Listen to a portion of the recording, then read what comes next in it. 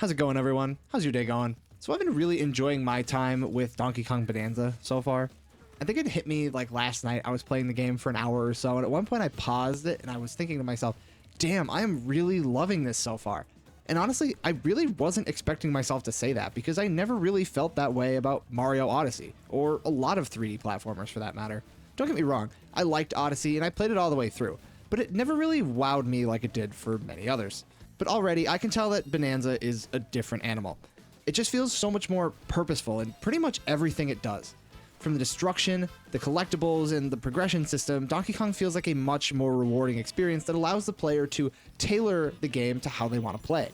Everything you do just carries more weight. The player is given more agency and choice. There's a dynamic upgrade system here, and the collectathon aspects are so much more engaging when there's more to it than just adding another number to an arbitrary counter. Not a one-to-one comparison, but this almost feels like Mario's Tears of the Kingdom moment.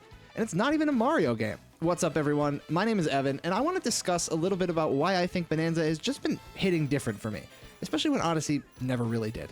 I'd say I'm about 10 or so hours into the game right now, and so this video is more of a first impressions versus a review. But even in those last few play sessions, I can tell I'm going to really enjoy Donkey Kong. It's going to be one of my favorite games of the year, and it just hits different. And before I get into this, I'm not hating on Mario Odyssey. I'm going to bring it up a couple times. Again, it's an incredibly well-made game. I beat it and I enjoyed it. This is just my personal opinion, and this is going to be more about why I just love Donkey Kong and less about why I liked but didn't love Odyssey. Really, a lot of these critiques can be extended to the entire collectathon platformer genre as a whole, and it's more than just Odyssey. It's other 3D Mario games and similar games in the genre. Odyssey is just the closest comparison we have, really, in terms of the team that made it, it being Nintendo, the last 3D platformer we have from them, and just kind of in general. Without a doubt, the game-changing addition to Donkey Kong Bananza is an actual progression system. As you play the game, you'll get skill points to upgrade certain aspects of DK's abilities, like upgrading his maximum health, his punch strength, his radar and collection ability, which you kind of clap and it does both at the same time, all of the game's individual Bananza transformations, and there's even a few movement options that you can only get through these optional upgrades. Throughout your playthrough, you can shape DK to be pretty much anything you want it to be, and I think that is my absolute favorite aspect of this game. It completely changes the way that I look at it, how I play it, and my motivation to keep playing it. It never gets stale. If you like Bananzas, all three of them have their own individual skill trees, or you can upgrade them in a more general sense if you want. You can reduce the time it takes to transform and increase the maximum time you can spend in Bananza form before you have to go break more gold and recharge your meter. You can make Donkey Kong a tank if you want, with maximum punch strength and attack power, or you can focus on being a treasure hunter and upgrading the range of DK's clap and his treasure sonar. Personally, that's exactly what I did pretty much as soon as I could. Most importantly, the choice is yours, and just like Nintendo did with Tears of the Kingdom, I love that they put a new emphasis on putting the ball in the player's court. With every skill point, you have to decide, is this worth spending right now? How does it fit into my playstyle? Is a skill something I should invest in immediately, or should I wait and drop a few skill points on an upgrade that may be more impactful throughout the course of my playthrough? It's always a purposeful choice. And again, huge props to Nintendo for putting players in control of their own destiny. There's even times where certain upgrades can help you skip entire puzzles or challenge mechanics. But in my opinion, it's just as much fun to see a character that I built take advantage and almost break these minor aspects of the game. I couldn't tell you how many times I've pretty much skipped a puzzle because I used my extended sonar to find bananas in the ground and just break my way through to them.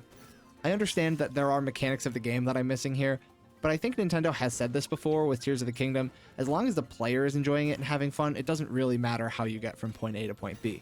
To put it like this, in Donkey Kong, you start as a blank slate and you can evolve as the game goes on. In Mario Odyssey, Mario finishes the adventure pretty much the same way as he began it. When I played Odyssey, I figured out most of Mario's moveset in like 2 to 3 hours. There's a lot there, but it's pretty easy to figure all of it out. That game relies heavily on its levels, their respective gimmicks, and the area's batch of creature transformations to create interesting evolutions with its gameplay. That's not inherently a bad thing, it's just the design choice of the game. But for me personally, DK's player-driven, almost RPG-like progression elements just align a little bit better to my gaming taste. I'm an RPG guy, what can I say, even if I can't finish JRPGs? And since both titles are pretty light on story and they're both pretty easy, I appreciate that Donkey Kong asks players to take a little bit more initiative in shaping their playthrough.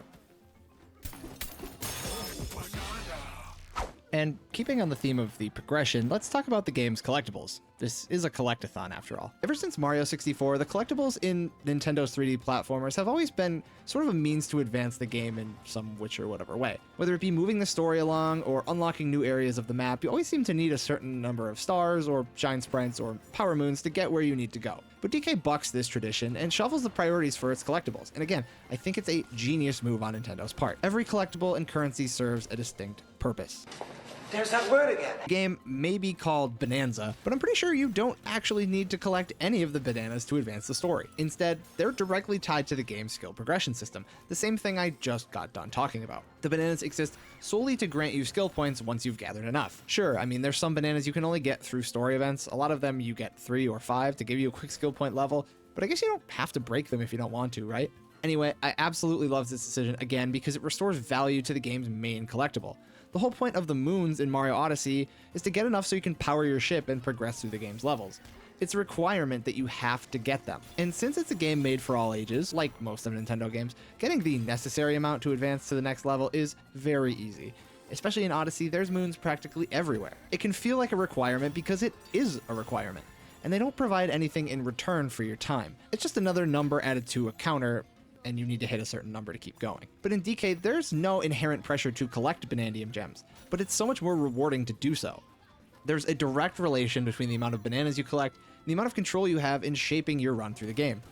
In my eyes, that makes the bananas much more valuable than Power Moons or any other main collectible in Mario's previous outings. I find myself so much more engaged to go through and find these things and spend a lot of time where I could be moving through the game and making reasonable progress, instead just smashing through everything trying to find bananas or ways to access bananas that I found on my sonar. But it's not just the bananas. You can get chips, which offer an alternative way to get Banandium, say if you don't love the exploration. Fossils let you get new outfits with unique traits, which I forgot to mention, there's a whole equipment system with individual perks and stat increases, which I'm not even going to get into in full here. And then there's the gold, which is used to buy pretty much everything else. I love that there's not only a wide variety of things to collect, but they're also distinct in the ways that you use them.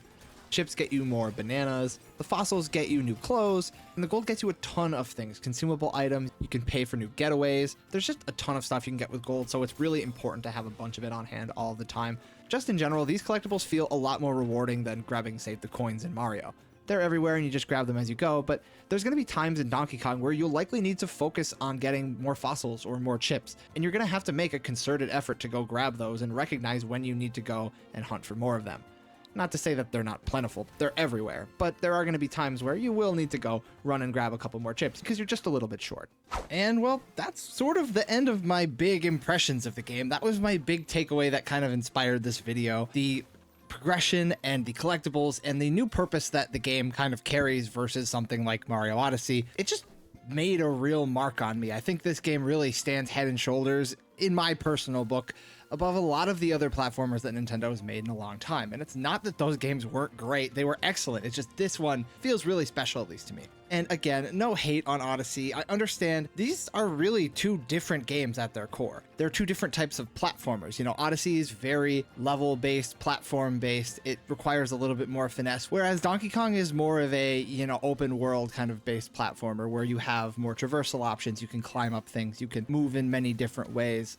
I would say there's a little bit more variety in the movement versus Mario. There are a lot of things different about these games, and so my comparison is not the end-all be-all of it. These games have been subject to almost constant comparison, so what's one more, I guess. Anyway, that's everything I pretty much had written down, so here's a little bit of me going off the cuff talking about the game. So first off, the destruction is very addicting. I was not expecting to want to destroy everything around me all of the time, but even in that first tutorial area, I was in that for like probably an hour, just trying to break everything around in that mine. Honestly, I had this feeling that there would be more bananas that were just in the walls or something like that. And thankfully the game is designed in such a way where you're not just going to find bananas by randomly breaking through walls. Sure, if you have the sonar equipped and you have it upgraded, you can see them through walls. And so you could kind of do that and avoid some of the exploration, avoid some of the puzzle aspects of the game. But that's a decision that if you want to make it, that's up to you. But I was just kind of breaking everything in that main tutorial area, just trying to see what else was hidden in the walls. And honestly, I know it's probably randomly generated, but it is very impressive the constant amount of things you're rewarded with as you're just tunneling through any given area. In terms of the game's presentation, the music has struck me as being pretty good right off the bat. Music is very important to me in a game, and the graphics are beautiful.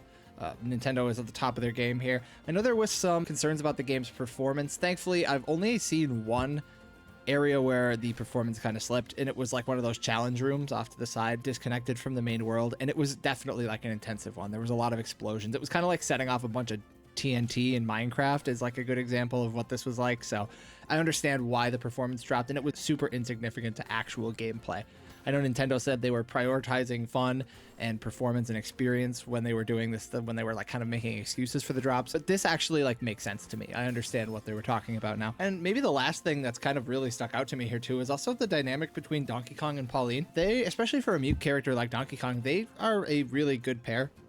I think Pauline's voice actor does a really good job just in the role in general, but you can really tell as the story goes on, there's a budding connection between these two. I'm excited to see where the story takes them, and I'm sure there's going to be some twists and turns along the way. There's definitely some stuff at this point in the game I don't know, so it is nice that they do tease a little bit of intrigue, and there is actually some like storytelling elements here.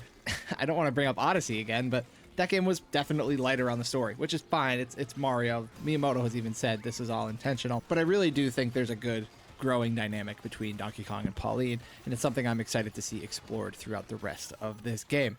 But with that, that's pretty much all of my impressions for Donkey Kong Bonanza. It gets a big recommendation from me, and if you're on the fence about platformers, if you're not a huge platformer guy, or if you didn't love the last couple 3D Mario games or Nintendo platformers, Bonanza does kind of fall into that same realm of being a pretty easy, cozy game.